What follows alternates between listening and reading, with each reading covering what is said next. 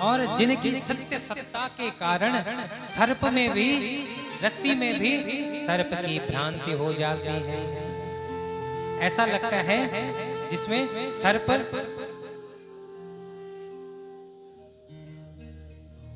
रस्सी दिखती है ना, और रस्सी देखकर हमें क्या लगता है कि ये सर्प है।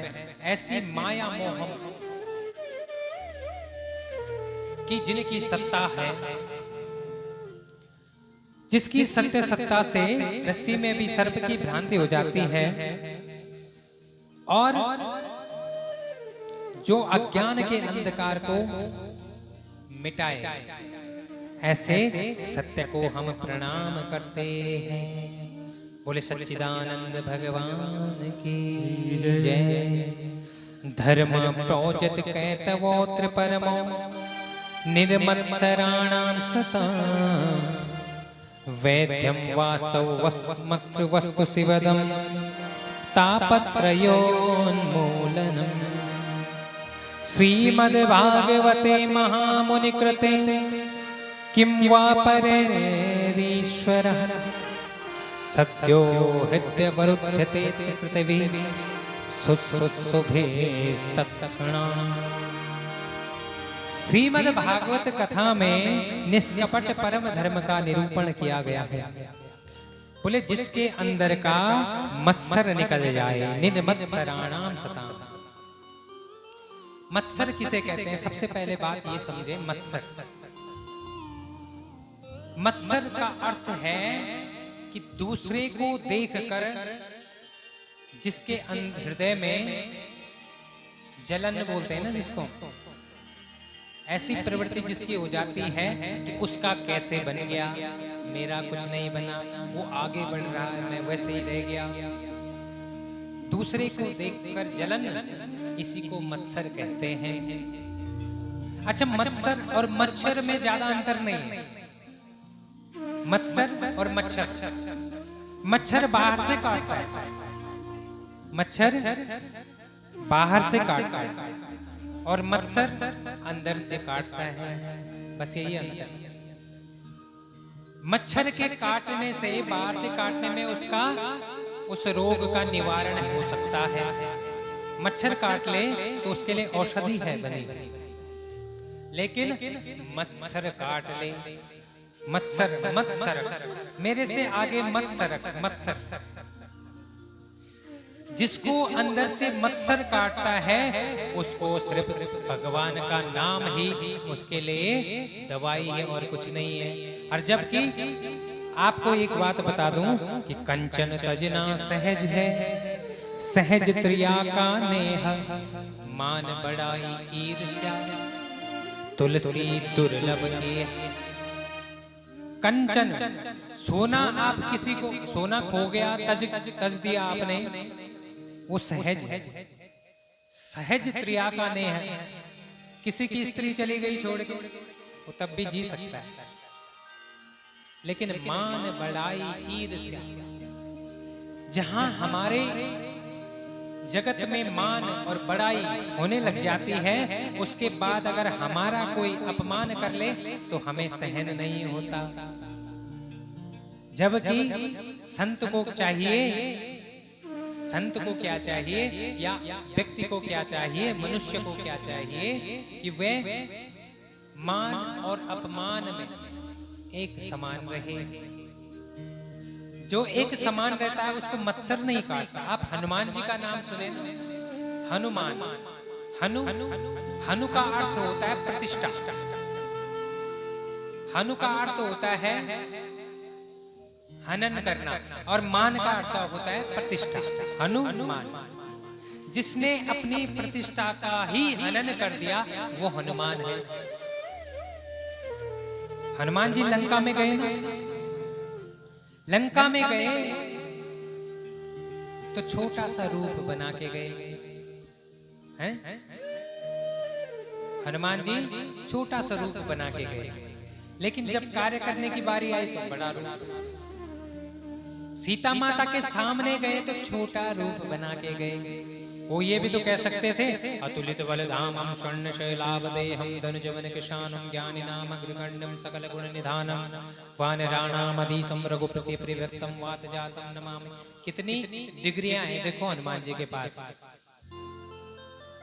अतुलित बलधामम, अतुलनीय बल है।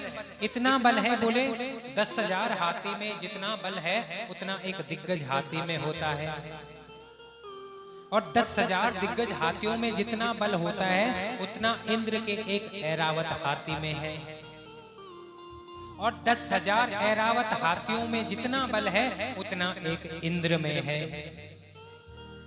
और 10,000 इंद्र में जितना बल है वो हनुमान जी की इस कनिष्ठिका में है। जितना 10,000 इंद्र में जितना बल है उतना हनुमान जी की इस उंगली में है। तो कितना बल है, इसीलिए उनको क्या कहते हैं, अतुलित बलधामम, अतुलनीय बल है। स्वर्ण शैलावदेहम, शरीर कैसा है, सोने के पर्वत के जैसा जिनका शरीर है। स्वर्ण शैलावदेहम धनुज वन कृशानम, और राक्षस रूपी वन में जो राक्षस रूपी में वन में जो अग्नि के समान है। ज्ञानी नाम अग्रगण्य, ज्ञानियों में सबसे अग्रगण्य है, नंबर 1 पे आते हैं। क्यों आते हैं, बाल समय रवि भक्ष लियो तब तीन हो लोक भयो अंधियारो, ये सबने सुना होगा कि बाल समय में रवि भक्ष लियो, सूर्य भगवान को निकल गए। अच्छा, मुंह में ले लिया। अच्छा, इसका कोई अर्थ जो है ना, साधारण अर्थ तो ये है, कई लोग मजाक उड़ाते हैं कि हनुमान जी ने कैसे सूर्य को मुंह में ले लिया। इसका अर्थ समझो। पहली बात तो हनुमान जी के गुरु हैं सूर्य भगवान, एक। दूसरा, सूर्य है ज्ञान का, ज्ञान है सूर्य का। दूसरा अर्थ है ज्ञान। और हनुमान जी ने क्या लिया मुंह में, ज्ञान अपने मुंह में ले लिया। और ज्ञान जब अपने मुंह में ले लिया और उसके बाद उस ज्ञान को अगर प्रकट न करें तो अज्ञानी तो हो जाएंगे ना सभी, अंधकार होगा नहीं होगा। साधारण समझने वालों के लिए क्या है कि सूर्य जो है अंदर ले लिया तो बाहर अंधेरा हो गया। लेकिन जो आध्यात्मिक जगत के लोग हैं और जो समझने लोग वाले लोग हैं वो ये समझते हैं कि सूर्य भगवान अर्थात ज्ञान, ज्ञान को अंदर ले लिया और उसके बाद उसको प्रकट नहीं किया तो बाहर अंधेरा हो गया, अंधकार हो गया। किस चीज का अंधकार, अज्ञान का अंधकार। तो जिन्होंने बाल समय में ज्ञान को अपने अंदर ले लिया इसीलिए उनको ज्ञानी नाम अग्रगण्यम, सकल गुण निधानम, सारे गुणों के निधान है। मां भगवती सीता ने स्वयं उनको क्या दिया है, आशीर्वाद दिया है, अजर अमर गुण निधि सुतो करहु बहुत रगनायक छो।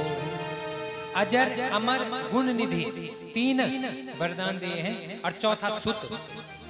अजर, अजर किसे कहते हैं, अजर का अर्थ है कि जो कभी बूढ़ा ना हो। अब बूढ़ा ना हो तो इसका अर्थ एक और हो सकता है कि जवानी में ही निकल जाए, ऐसा तो नहीं है, नहीं। इसीलिए अजर के साथ में अमर भी लगाया, अजर भी हो और हम कभी बुढ़ापन आए और अमर रहो, और साथ में गुण निधि, गुणों की निधि रहो, हमेशा तुम्हारे पास सारे गुण तुम्हारे पास हो। और सुत हो, सुत मतलब पुत्र। आज सीता मैया ने उनको पुत्र कह दिया। तो एक बार जब जो है सूर्य जब जन्मे थे तो तब भूख लगी तो सूर्य भगवान को फल समझकर खा लिया। आज फिर भूख लगी है जैसे ही, तो तब क्या कहा, हे माता मुझे भूख लगी है और मुझे ये अशोक वाटिका सामने नजर आ रही है, मुझे भूख लगी। तो कहने का अर्थ आप क्या समझे, मान बढ़ाई ईर्ष्या।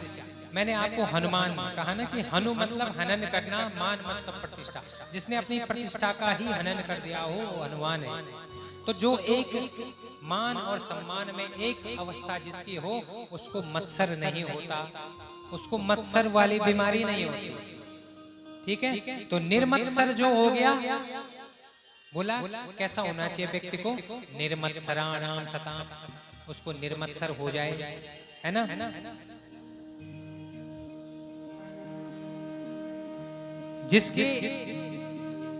जिसका जीवन निर्मत्सर हो जाता है वो अपवर्ग हो जाता है। अच्छा, अपवर्ग क्या है? जहां वर्ग विशेष की बात खत्म हो जाती है वो अपवर्ग है। अभी हम कहते हैं ना ब्राह्मण वर्ग, संत वर्ग, पुरुष वर्ग, स्त्री वर्ग, फलाना वर्ग, अलाना वर्ग बोलते हैं। इस वर्ग में हम अपने आप को हमने बांध रखा है।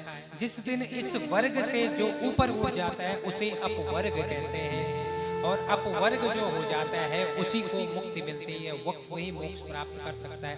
तो ये कथा कौन सी है? बोला निर्मत्सराणाम सताम, जो निर्मत्सर बनाती है, जिसके अंदर मान और अपमान की भावना समाप्त हो जाती है। ऐसे हैं जैसे हनुमान जी है ना, इसी तरह हमें भी बनना है। ठीक है। तो जिसको जीव जगत और माया का बोध हो जाता है,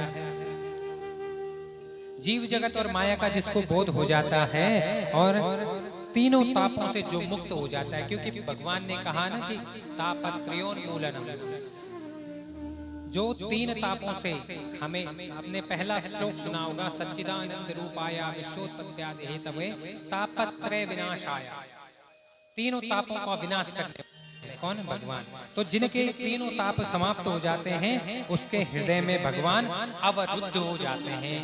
अवरुद्ध का अर्थ ऐसा है कि अगर एक बार अंदर चले गए ना तो बाहर नहीं निकलते फिर। बस हमें उनको अपने हृदय में अवरुद्ध करना है। बोले सच्चिदानंद भगवान की। तो नैमिषे निमिषे क्षेत्रे ऋषया सौनका दया, सत्रम स्वर्गाय लोकाय सहस्रे सममा समया सत। नैमिषारण्य के पावन तीर्थ में, नैमिषारण्य क्या है? जहां ब्रह्मा जी का चक्र आके गिरा था वो भूमि नैमिषारण्य है। और दूसरी बात है जहां पर कामना, कामदेव जहां जा नहीं सकते, जहां कामना नहीं आ सकती, वो नैमिषारण्य की भूमि है। ऐसी नैमिषारण्य की भूमि में 88,000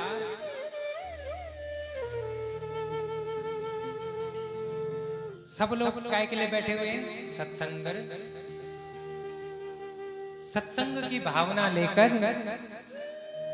सत्रम स्वर्गाय लोकाय सहस्रे समय या सत।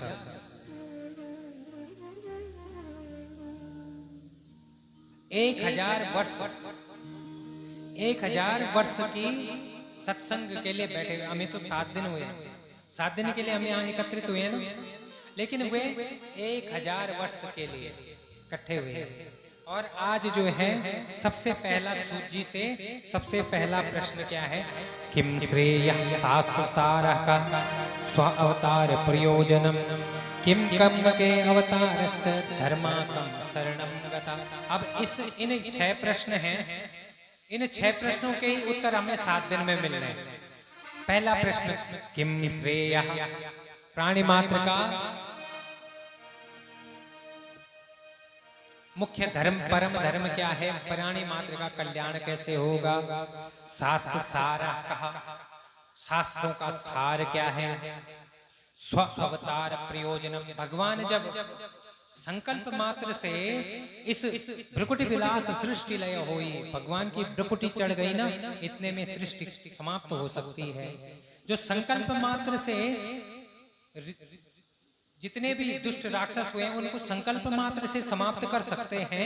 फिर स्व अवतार प्रयोजनम, फिर उनका अवतार लेने का प्रयोजन क्या है? क्यों अवतार लेते हैं, है ना? और किम कर्म, जीवन का परम लक्ष्य क्या है? लक्ष्य क्या है? और के अवतार, अवतार कितने हुए? और धर्माकम शरणम गता, जब तक भगवान यहाँ थे तब तक धर्म उनके हाथ में था, लेकिन जब भगवान इस धराधाम को छोड़कर गए तो धर्म कम शरणम गता, तो धर्म किसके शरण में गया? तो तभी जो है सुखदेव महाराज, सूत जी महाराज कहते हैं कि इससे पहले कि मैं आपको इन सभी का उत्तर दूं कि मंगलाचरण करते करते मैं भूल गया कि मुझे तो भगवान अपने गुरुदेव का भी स्मरण करना है। तो तब अपने गुरुदेव का स्मरण किया। यम प्रव्रजन्तमनुपेतमपेत कृत्यम द्वैपायनो विरह कातर आजुहाव पुत्रेति तन्मयतया तरोभिनेदुस् तम सर्वभूत हृदयं मुनिमानतोस्मि। सूत जी महाराज के गुरु कौन है? सुखदेव महाराज, जो इस कथा के वक्ता है। सुखदेव महाराज सूत जी महाराज के गुरु हैं।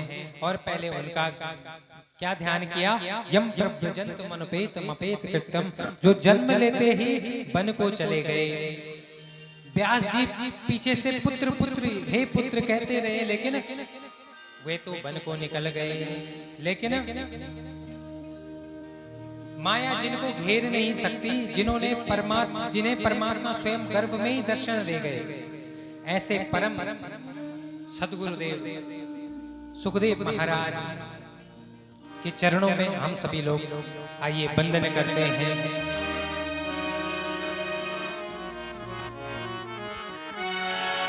सारे तीर्थ धाम आपके चरणों में, सारे तीर्थ धाम आपके चरणों में, हे गुरुदेव प्रणाम आपके चरणों में। सारे तीर्थ धाम आपके चरणों में, हे गुरुदेव प्रणाम आपके चरणों में। सारे तीर्थ धाम आपके चरणों में, हे गुरुदेव प्रणाम आपके चरणों में। सारे तीर्थ धाम आपके चरणों में, हे गुरुदेव प्रणाम आपके चरणों में। जय हो, जय गुरुदेव महाराज की जय हो।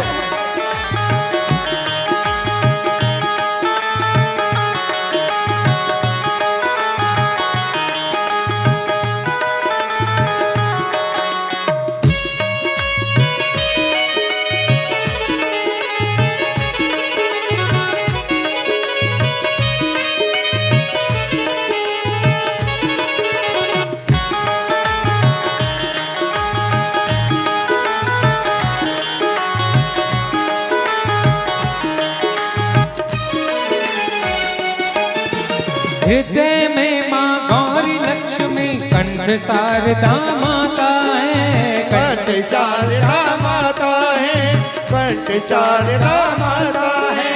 मुख से जो भी वचन कहे ओ वचन सिद्ध हो जाता है, ओ वचन सिद्ध हो जाता है, ओ वचन सिद्ध हो जाता है। हे गुरु ब्रह्मा हे गुरु विष्णु हो, गुरु ब्रह्मा है गुरु विष्णु, हे शंकर भगवान आपके चरणों में, हे गुरुदेव प्रणाम आपके चरणों में। सारे तीर्थ धाम आपके चरणों में, हे गुरुदेव प्रणाम आपके चरणों में। जय हो।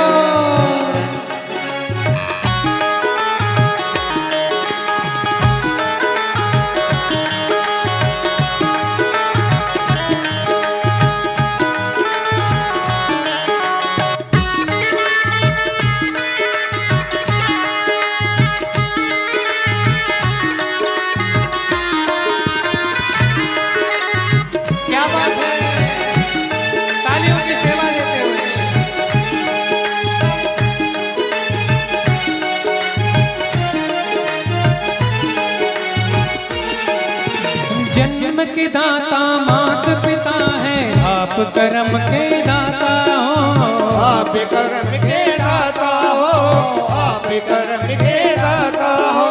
आप मिलाते हैं ईश्वर से, आप ही भाग्य विधाता हो, आप आप ही भाग्य विधाता हो, आप ही भाग्य विधाता हो। हे गुरु ब्रह्मा हे विष्णु, हे गुरु ब्रह्मा हे गुरु विष्णु, हे शंकर भगवान आपके चरणों में, हे गुरुदेव प्रणाम आपके चरणों में। ओ सारे तीर्थ धाम आपके चरणों में, हे गुरुदेव प्रणाम आपके चरणों में। बोले गुरुदेव महाराज की।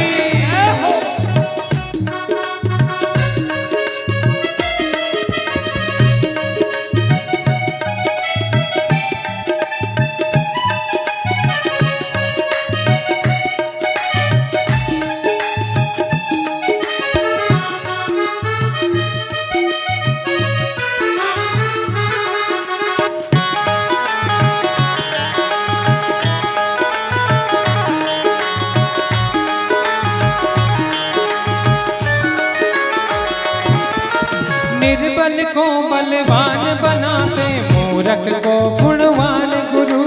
मूरख को गुणवान प्रभु, मूरख को गुणवान प्रभु। देव कमल और बंसी को भी ज्ञान का दे भंडार गुरु। ज्ञान का दे भंडार प्रभु, ज्ञान का दे भंडार प्रभु। हे महादानी हे महाज्ञानी हो, महादानी हे महाज्ञानी, रहे सुबह और शाम आपके चरणों में। हे गुरुदेव प्रणाम आपके चरणों में। सारे तीर्थ धाम आपके चरणों में, हे गुरुदेव प्रणाम आपके चरणों में। हे गुरुदेव प्रणाम आपके चरणों में, हे गुरुदेव प्रणाम आपके चरणों में, हे गुरुदेव प्रणाम।